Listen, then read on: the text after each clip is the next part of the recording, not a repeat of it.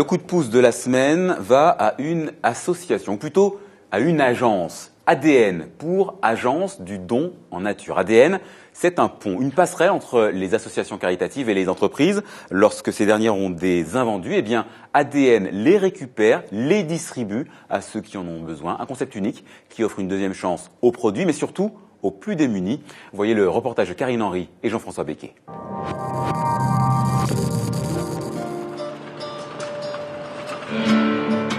Même le temps, elle ne le gaspille pas. Le rendez-vous a été donné sur un quai de gare à Paris.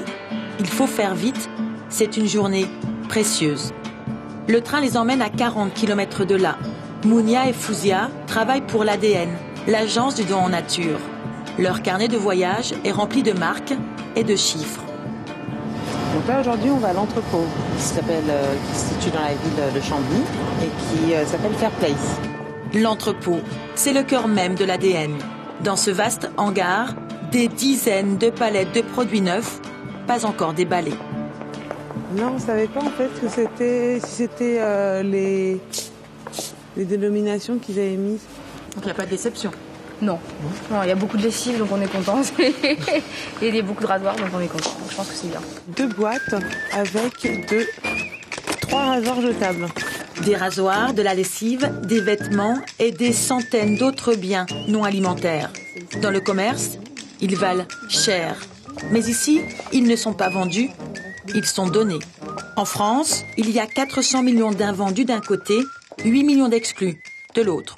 Eh ben, le pari, c'est d'être la passerelle, le pont, le levier en fait entre les deux pour pouvoir faire bénéficier les démunis de ces invendus. Chaque article est catalogué. Les associations peuvent commander par Internet. Elles ne paient que 5% de la valeur marchande. On a 6 rasoirs pour hommes. C'est une participation aux frais de stockage. L'histoire commence il y a 3 ans. Aujourd'hui, l'ADN compte 30 sociétés donatrices. Parmi elles, L'Oréal. L'année dernière, le numéro 1 mondial des cosmétiques a fait don de 180 000 produits. Quelle que soit finalement la forme d'exclusion, qu'elle soit liée à une situation économique ou qu'elle soit liée à la maladie, qu'elle soit liée à, je ne sais pas, on parlait des femmes dans les prisons, l'usage des cosmétiques et le soin de son apparence, le soin de soi, sont totalement essentiels à toute démarche de réinsertion. Le foyer Aurore, l'une des associations qui bénéficie des services de l'ADN. Bonjour, Valérie Collier, chef de service. Ce jour-là, on retrouve Fouzia. Ce foyer héberge des femmes qui sortent de prison.